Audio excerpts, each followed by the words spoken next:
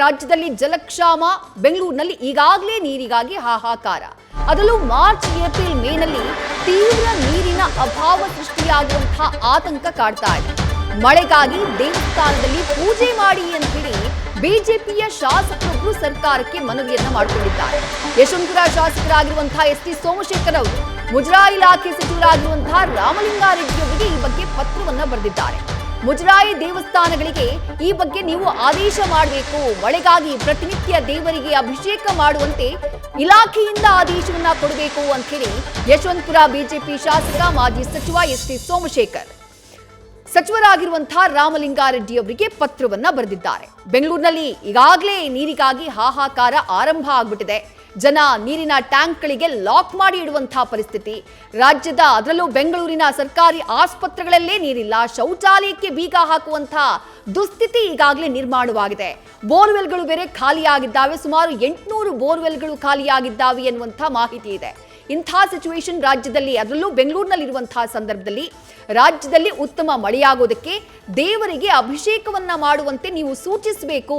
ಮುಜರಾಯಿ ದೇವಸ್ಥಾನಗಳಲ್ಲಿ ಪ್ರತಿನಿತ್ಯ ದೇವರಿಗೆ ಅಭಿಷೇಕ ಮಾಡುವಂತೆ ನೀವು ಸೂಚನೆಯನ್ನ ಕೊಡಬೇಕು ಅನ್ನುವಂಥ ಮನವಿಯನ್ನ ಬಿಜೆಪಿ ಶಾಸಕರಾಗಿರುವಂತಹ ಎಸ್.ಟಿ. ಸೋಮಶೇಖರ್ ಮುಜರಾಯಿ ಇಲಾಖೆ ಸಚಿವರಾಗಿರುವಂತಹ ರಾಮಲಿಂಗಾರೆಡ್ಡಿ ಅವರಿಗೆ ಮಾಡಿದ್ದಾರೆ.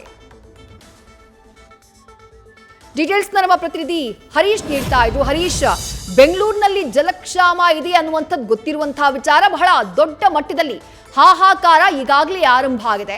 ರಾಜ್ಯದ ಹಲವು ಭಾಗಗಳಲ್ಲಿ ಬರ ಪರಿಸ್ಥಿತಿ ಇದೆ. ಬಟ್ ಇಂತಹ ಸಂದರ್ಭದಲ್ಲಿ ಬಿಜೆಪಿ ಶಾಸಕರಾಗಿರುವಂತಹ ಎಸ್.ಟಿ. ಸೋಮಶೇಖರ್ ಅವರು ಬರೆದಿರುವಂತಹ ಈ ಪತ್ರ ಯಾವ ರೀತಿ ಚರ್ಚೆಯಾಗ್ತಾ ಇದೆ ರಾಜಕೀಯ ವಲಯದಲ್ಲಿ? ವಿದೇಶದಲ್ಲಿ ಬಹಳ ಮುಖ್ಯವಾಗಿರುವಂತದ್ದು, ಈಗ ಬಿಜೆಪಿಯ ಶಾಸಕರು ಆಗಿರುವಂತಹ ಯಶವಂತಪುರ ವಿಧಾನಸಭಾ ಕ್ಷೇತ್ರದ ಶಾಸಕರು ಎಸ್.ಟಿ. ಸೋಮಶೇಖರ್ ಅವರು ಒಂದು ಪತ್ರವನ್ನ ಮುಜರಾಯಿ ಇಲಾಖಾ ಸಚಿವರಾಗಿರುವಂತಹ ರಾಮಲಿಂಗಾರೆಡ್ಡಿ ಅವರಿಗೆ ಬರೆದಿದ್ದಾರೆ. ಅಂದ್ರೆ ಈಗ ಜಲಕ್ಷಾಮ ತಲೆದೋರಿದೆ ರಾಜ್ಯದಲ್ಲಿ. ಅದು ಕೂಡ ಬೆಂಗಳೂರಲ್ಲಿ ಕುಡಿಯುವ ನೀರಿಗೆ ತತ್ವಾರ ಕೂಡ ಎದುರಾಗಿದೆ. ಸೊ ಮುಖ್ಯವಾಗಿರುವಂತದ್ದು ಅದು ಕೂಡ ಈಗ ಫೆಬ್ರವರಿ ತಿಂಗಳಾಗಿರುವಂತದ್ದು, ಮಾರ್ಚ್, ಏಪ್ರಿಲ್ ಆಗಿರ್ಬೋದು, ಈ ತಿಂಗಳು ಜೂನ್ ಆಗಿರ್ಬೋದು, ಈ ಎಲ್ಲ ತಿಂಗಳುಗಳಲ್ಲಿ ಸಾಕಷ್ಟು ನೀರಿಗೆ, ಕುಡಿಯುವ ನೀರಿಗೆ ತತ್ವಾರ ಕೂಡ ಉದ್ಭವ ಆಗುತ್ತೆ. ಹಾಗಾಗಿ ಮುಜರಾಯಿ ದೇವಾಲಯಗಳಲ್ಲಿ ಕೂಡ ದಿನನಿತ್ಯ ಪೂಜೆ ಮಾಡುವಂತೆ ಒಂದು ಆದೇಶ ಮಾಡಬೇಕು ಅನ್ನುವಂಥ ನಿಟ್ಟಿನಲ್ಲಿ ಎಸ್.ಟಿ. ಸೋಮಶೇಖರ್ ಅವರು ಪತ್ರವನ್ನು ಬರೆದಿದ್ದಾರೆ. ಹಾಗಾಗಿ ಈ ಒಂದು ಪತ್ರಕ್ಕೆ ಸಂಬಂಧಪಟ್ಟಂಗೆ ಮುಜರಾಯಿ ಸಚಿವರಾಗಿರುವಂತಹ ರಾಮಲಿಂಗಾರೆಡ್ಡಿ ಅವರು ಯಾವ ರೀತಿ ನಿರ್ಧಾರ ಕೈಗೊಳ್ತಾರೆ ಅನ್ನುವಂಥದ್ದು ಕೂಡ ಈಗ ಸದ್ಯಕ್ಕೆ ಕುತೂಹಲ ಇದೆ. ಒಂದು ವೇಳೆ ಎಸ್.ಟಿ. ಸೋಮಶೇಖರ್ ಅವರ ಬರೆದಿರುವಂತಹ ಪತ್ರಕ್ಕೆ ಸ್ಪಂದಿಸಿ ಎಲ್ಲಾ ದೇವಾಲಯಗಳಲ್ಲಿ ಪೂಜೆಗೆ ಒಂದು ಆದೇಶವನ್ನು ಕೊಡ್ತಾರೋ ಅಥವಾ ಯಾವ ರೀತಿಯಲ್ಲಿ ಕೂಡ ಅವರು ಪ್ರತಿಕ್ರಿಯೆ ವ್ಯಕ್ತಪಡಿಸ್ತಾರೆ ಅನ್ನುವಂಥದ್ದು ಸದ್ಯಕ್ಕೆ ಸಾಕಷ್ಟು ಕುತೂಹಲಕ್ಕೆ ಎಡೆ ಮಾಡಿಕೊಟ್ಟಿದೆ. ಆದ್ರೆ ಒಂದೊಂದು ಸ್ಪಷ್ಟ, ಈಗ ಯಾಕಂತಂದ್ರೆ ಈ ಬಾರಿ ರಾಜ್ಯದಲ್ಲಿ ಬರಗಾಲ ತೀವ್ರವಾಗಿ ಕಾಡಿರುವಂತದ್ದು. 224 ತಾಲೂಕುಗಳು ಕೂಡ ಈಗ ಬರಪೀಡಿತ ತಾಲೂಕು ಅಂತ ಘೋಷಣೆ ಆಗಿರುವಂತದ್ದು. ಸೊ ಈ ಹಿನ್ನೆಲೆಯಲ್ಲಿ ಬೆಂಗಳೂರಲ್ಲಿ ಕುಡಿಯೋ ನೀರಿಗಾಗಿ ಸಾಕಷ್ಟು ಸಮಸ್ಯೆಗಳು ತಲೆದೋರ್ತಾ ಇರುವಂತದ್ದು. ಈಗಾಗಲೇ ಕೂಡ ವಿಧಾನಸಭೆಯಲ್ಲಿ ಕೂಡ ಈ ಒಂದು ವಿಚಾರ ಗಂಭೀರವಾಗಿ ಕೂಡ ಚರ್ಚೆ ಆಗಿರುವಂತದ್ದು. ಯಾಕಂತಂದ್ರೆ ಟ್ಯಾಂಕರ್ ಅಲ್ಲಿ ನೀರು ಕುಡಿಯೋ ನೀರು ಪೂರೈಕೆ ಮಾಡುವಂತದ್ದು ಮತ್ತೆ ಕೊಳವೆ ಬಾವಿಗಳನ್ನ ಹೆಚ್ಚು ಕೊರೆಸುವಂತದ್ದು.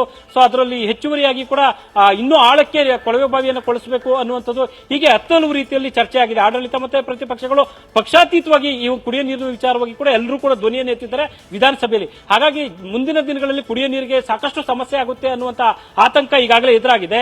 ಈ ಹಿನ್ನೆಲೆಯಲ್ಲಿ ಕೂಡ ಎಸ್.ಟಿ. ಸೋಮಶೇಖರ್ ಅವರು ದೇವರ ಮೊರೆ ಹೋಗ್ತಕ್ಕಂಥ ಪ್ರಯತ್ನದ ಭಾಗವಾಗಿ ಈಗ ಮುಜರಾಯಿ ಸಚಿವರಾಗಿರುವಂತಹ ರಾಮಲಿಂಗಾರೆಡ್ಡಿ ಅವರಿಗೆ ಪತ್ರವನ್ನು ಬರೆದಿರುವಂತದ್ದು. ವಿದೇಶಿ ಥ್ಯಾಂಕ್ ಯು ಹರೀಶ್, ತಮ್ಮೆಲ್ಲ ಡೀಟೇಲ್ಸ್ಗೆ. ನ್ಯೂಸ್ ಫಸ್ಟ್, ನಿರ್ಭೀತಿಯಿಂದ ನಿಮ್ಮ ಪರವಾಗಿ.